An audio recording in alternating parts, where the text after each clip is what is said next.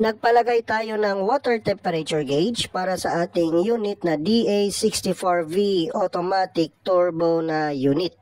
So ang kagandahan kasi ng temperature gauge na ito ay namomonitor nito ang init ng ating sasakyan para maiwasan yung tinatawag nating overheat. So kapag malalaman natin na malapit na pala tayo mag-overheat, pwede tayong tatabi muna sa daan, magre-relax muna para i-cooling yung sasakyan natin. Nagpalagay din tayo ng turbo timer. So sa pamamagitan ng turbo timer, naaalagaan natin yung ating turbo na makina.